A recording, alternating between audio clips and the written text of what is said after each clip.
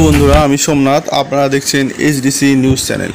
আজকের যে লেটেস্ট নিউজটি নিয়ে আপনাদের সামনে উপস্থিত হলাম তা হলো, আপনারা জানেন যে আজকের সেই দিন যে সারা সমগ্র পশ্চিমবঙ্গে এসএসসিতে যে নিয়োগ দুর্নীতি হয়েছিল, সেই নিয়োগ দুর্নীতির কিন্তু আজকের একটি যুগান্তরকারী রায় দিতে চলেছে কলকাতা হাইকোর্টের ডিভিশন বেঞ্চ। কি সেই রায় হতে চলেছে এবং কি সেই তার ব্যাপ্তি, তা নিয়ে আজকে আপনাদের সঙ্গে আলোচনা করব। এরকম লেটেস্ট আপডেট পেতে হলে অবশ্যই আমাদের চ্যানেলটিকে লাইক, সাবস্ক্রাইব এবং বন্ধুদের সঙ্গে শেয়ার করবেন। আপনারা জানেন যে সমগ্র পশ্চিমবঙ্গ জুড়ে যে নিয়োগ দুর্নীতির মামলাটি প্রায় 2 থেকে 3 বছর ধরে চলছে এবং অসংখ্য অযোগ্য চাকরিপ্রার্থীরা তারা কিন্তু আজকে বহাল তবিয়তে চাকরি করে যাচ্ছেন এবং যোগ্য চাকরিপ্রার্থীরা আজকে কলকাতার ধর্মতলার বুকে 3 থেকে 4 বছর ধরে তারা কিন্তু অবস্থান বিক্ষোভ জানিয়ে চলেছেন এবং প্রশাসনের সঙ্গে তাদের কিন্তু নিত্য নৈমিত্য ঝামেলা লেগেই চলেছে। তাই আজকের যে রায়টি ঘোষণা হতে পারে সেটি কিন্তু তাদের পক্ষে একটি যুগান্তরকারী রায় হিসেবে ঘোষণা হবে, কারণ আজকের রায়ের পরে যারা যোগ্য প্রার্থী আছেন তারা কিন্তু একটি আশার আলো দেখতে পারেন। আপনারা কি বলেন, আজকের রায়টি কি সত্যি একটি যুগান্তরকারী হতে পারে? এই রায়ে আপনারা জানেন তো শিক্ষামন্ত্রী থেকে শুরু করে প্রাক্তন এসসি চেয়ারম্যান, প্রাক্তন বোর্ড সভাপতি এবং প্রাক্তন আমলা উপদেষ্টা সবাই কিন্তু আজকে জেলের মধ্যে রয়েছেন। এক মন্ত্রীর মেয়েও কিন্তু তার চাকরিটি এই মামলার জন্যই তা খারিজ হয়ে গেছিল। বিচারপতি অভিজিৎ গঙ্গোপাধ্যায় যে রায়টি আমাদের দিয়েছিলেন, সেই রায়টির ফলে তখনই কিন্তু তিনি এইসব অযোগ্য দুর্নীতিগ্রস্ত চাকরিপ্রার্থী যারা পেয়েছেন তাদের কিন্তু বহিষ্কার করেছিলেন।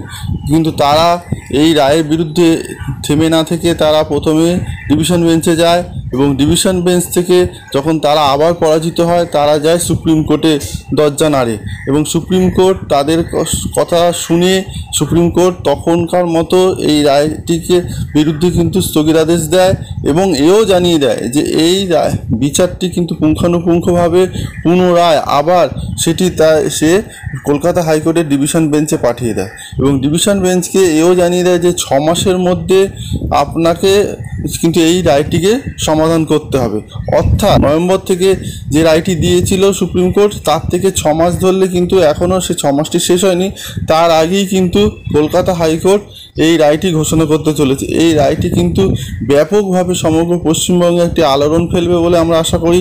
কেন যে এই রায়ের অসংখ্য চাকরিপ্রার্থী, যোগ্য চাকরিপ্রার্থী, একটি ছেলে মেয়ে ছোটোবেলা থেকে যখন বড় হয়ে ভবিষ্যতের দিকে এগোতে থাকে তখন তার মনে একটা বাসনা থাকে যে একটি চাকরি পাবো, কিন্তু যদি সেই চাকরি সে অদম্য পরিশ্রম করে সেই জায়গায় এসে পৌঁছায়, কিন্তু সেই জায়গাটি যদি একটি অযোগ্য চাকরিপ্রার্থী কিছু পয়সার বিনিময়ে সে যদি নিয়ে নেয়, তাহলে সেই যে ছেলেটি তার মনের ইচ্ছা কিন্তু নষ্ট হয়ে যায় এবং তার দেখা দেখি তার পরবর্তী যারা আছে তাদেরও কিন্তু ইচ্ছা নষ্ট হয়ে যায়। এক্ষেত্রে সমাজে কিন্তু একটা বিশাল একটা অবক্ষয় হতে পারে। কিন্তু সেই দিকে বিচার করে আজকের এই রায়টি যে হাজার হাজার ছেলে মেয়ের পক্ষে একটি যুগান্তরকারী রায় হতে চলেছে তা কিন্তু বলার কোনো অপেক্ষা রাখে না। আপনারা তো সবই দেখতে পাচ্ছেন যে চারিদিকে কীভাবে চাকরি চলছে এবং বেকার ছেলেদের কিন্তু চাকরির হাহাকার একটি লেগেই রয়েছে। দেখা যাক এই রায়টি সমাজের বুকে কিন্তু এও আশা করি যে একটি ব্যাপক প্রভাব ফেলবে, কারণ এই রায়ের ব্যাপ্তি কিন্তু বিরাট এবং এই রায়টি একটি স্পর্শকাতরও হতে চলেছে, কারণ এই মামলাটি সত্যিই স্পর্শকাতর। এই হাজার হাজার ছেলের ভবিষ্যৎ কিন্তু এই মামলার উপরে ঝুলে রয়েছে। বিচারপতি দেবাংশু বসাক এবং বিচারপতি মোহাম্মদ সব্বর রশিদি সাহেব কি রায় দেন তার দিকে সারা পশ্চিমবঙ্গ কিন্তু তাকিয়ে আছে। আর কিছুক্ষণের মধ্যেই অর্থাৎ আজকের সোমবার সকাল 10টার মধ্যেই কিন্তু এই রায়দান হবে বলে আমরা জানতে পারছি একটি বিশেষ সূত্র মাধ্যমে। এবং আপনারা জানেন যে এই যে স্পর্শকাতর যে রায়টি হতে চলেছে তার জন্য কিন্তু আজকে আশা করা যায় যে হাইকোর্ট চত্বর কিন্তু একটি ব্যাপক কড়াকড়ির ব্যবস্থা থাকবে এবং তা পশ্চিমবঙ্গের বুকে একটি আলোড়ন সৃষ্টি হবে। আমরা কিন্তু অধীর আগ্রহে অপেক্ষা করব। আপনারাও আশা করি খবরটি আমাদের কাছ থেকে পেয়ে যাবেন যা খবর আসবে। আপনারা কি বলেন, এই রায়টি কীরকম হওয়া উচিত?